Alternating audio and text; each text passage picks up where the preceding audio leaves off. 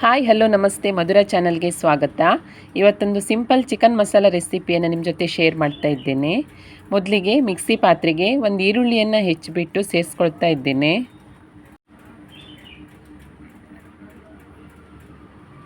ನಂತರ ಇದಕ್ಕೆ 3 ಲವಂಗ, ಒಂದು ಚಿಕ್ಕ ಚಕ್ಕೆ, ಹಾಗೆ ಒಂದು ಏಲಕ್ಕಿಯನ್ನು ಸೇರಿಸ್ಬಿಟ್ಟು ನೀರನ್ನು ಸೇರಿಸದೆ ಇದನ್ನು ನುಣ್ಣಗೆ ರುಬ್ಕೊಳ್ತೀನಿ.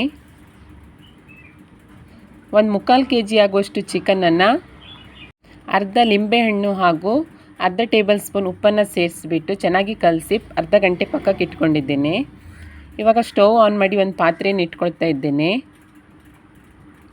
ಪಾತ್ರೆಗೆ ಒಂದು 4 ಟೇಬಲ್ ಸ್ಪೂನ್ ಆಗುವಷ್ಟು ಎಣ್ಣೆಯನ್ನು ಸೇರಿಸ್ಬಿಟ್ಟು ಎಣ್ಣೆ ಚೆನ್ನಾಗಿ ಕಾದ ನಂತರ ಇದಕ್ಕೆ ಒಂದು 2 ಪಲಾವ್ ಎಲೆಯನ್ನು ಸೇರಿಸ್ಕೊಳ್ತೀನಿ. ನಂತರ ರುಬ್ಕೊಂಡಿರುವಂತಹ ಈರುಳ್ಳಿ ಪೇಸ್ಟನ್ನು ಸೇರಿಸ್ಬಿಟ್ಟು ಚೆನ್ನಾಗಿ ಫ್ರೈ ಮಾಡ್ಕೊಳ್ತೀನಿ.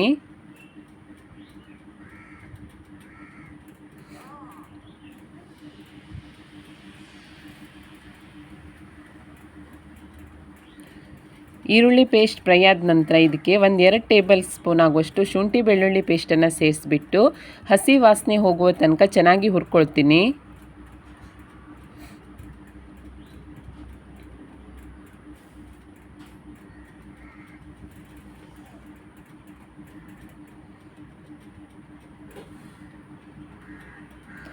ನಂತರ ಇದಕ್ಕೆ ನೆನೆಸಿಟ್ಕೊಂಡಿರುವಂತಹ ಚಿಕನನ್ನು ಸೇರಿಸ್ಕೊಳ್ತಾ ಇದ್ದೀನಿ.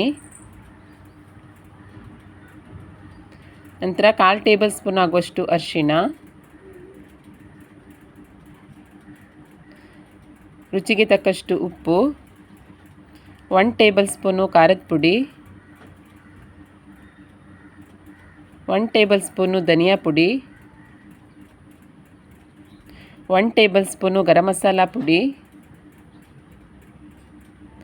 ಒಂದು ಅರ್ಧ ಟೇಬಲ್ ಸ್ಪೂನು ಜೀರಿಗೆ ಪುಡಿ ಸೇರಿಸ್ಬಿಟ್ಟು ಚಿಕನನ್ನು ಮಸಾಲೆ ಪೌಡ್ರ್ ಜೊತೆ ಚೆನ್ನಾಗಿ ಮಿಕ್ಸ್ ಮಾಡ್ಕೊಳ್ತೀನಿ.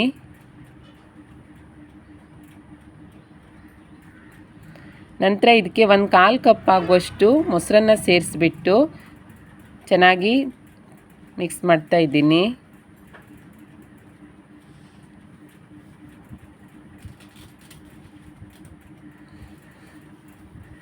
ನಂತರ ಲಿಡ್ಡನ್ನು ಕ್ಲೋಸ್ ಮಾಡಿ ಚಿಕನನ್ನು ಬೇಯಲಿಕ್ಕೆ ಬಿಡ್ತಾ ಇದ್ದೇನೆ. ಚಿಕನ್ ಬೇಯುವಷ್ಟರಲ್ಲಿ ಒಂದು ಮಸಾಲೆಯನ್ನು ರೆಡಿ ಮಾಡ್ಕೊಳ್ಳೋಣ. ಒಂದು ಮಿಕ್ಸಿ ಪಾತ್ರೆಗೆ ಒಂದು 4 ಹಸಿಮೆಣಸನ್ನು ಕಟ್ ಮಾಡಿಬಿಟ್ಟು ಸೇರಿಸ್ಕೊಳ್ತೀನಿ. ನಂತರ 1 ಕಪ್ ಆಗುವಷ್ಟು ಕೊತ್ತಂಬರಿ ಸೊಪ್ಪು, 1 ಕಪ್ ಆಗುವಷ್ಟು ಪುದೀನ ಸೊಪ್ಪನ್ನು ಸೇರಿಸ್ಬಿಟ್ಟು ಸ್ವಲ್ಪ ನೀರನ್ನು ಹಾಕಿ ನುಣ್ಣಗೆ ರುಬ್ಕೊಳ್ತೀನಿ.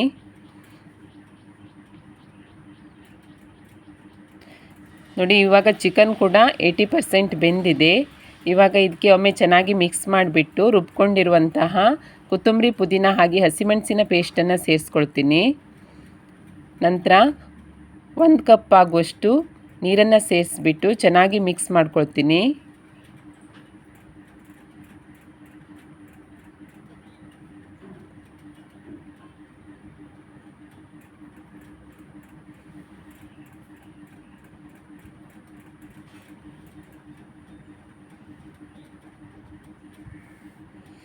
ಇವಾಗ ಉಪ್ಪನ್ನು ನೋಡಿಬಿಟ್ಟು ಉಪ್ಪು ಬೇಕಿದ್ದರೆ ಸೇರಿಸ್ಕೊಳ್ಬೇಕು.